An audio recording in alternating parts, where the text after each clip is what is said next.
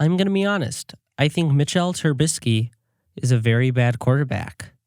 This article was a little hard to write because I have no clue if Turbisky is going to start or if it'll be Nick Foles, but the fantasy advice stays the same for both.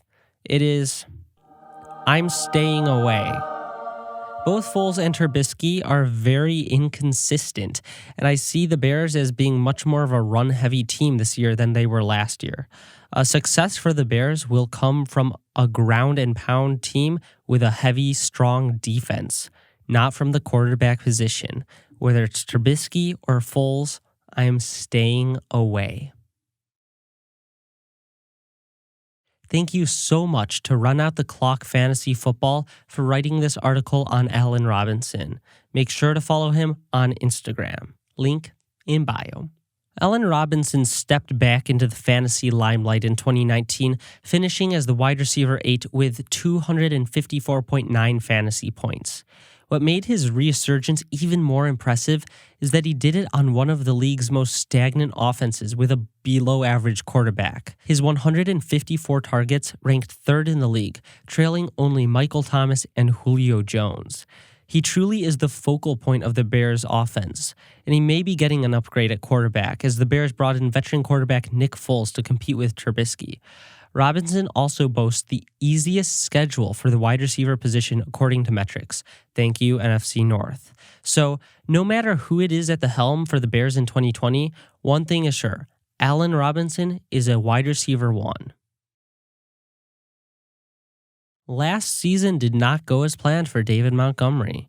In fact, he was considered by many to be the biggest bust of 2019.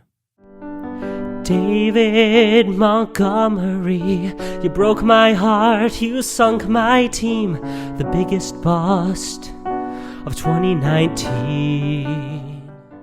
Although Montgomery still lacks top-level speed, I do think Montgomery has potential to be a breakout candidate.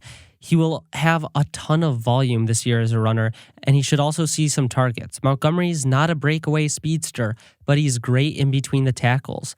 I doubt Montgomery will ever be a fantasy football star, but he's a great option given the draft position. You're going to get him as your RB3.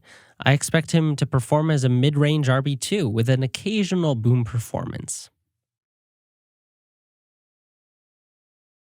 I know you've heard of Tarik the Freak, but get ready for Tarik the Frick Cohen. Tarik the Frick saw significant regression from 2018 to 2019. His touchdowns, juke rate, and yards per touch were all cut essentially in half. Tarik the Frick.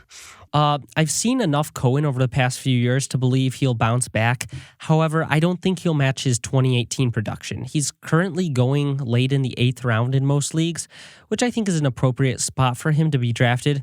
I'm not particularly excited about Cohen, but he's worth drafting at the right spot.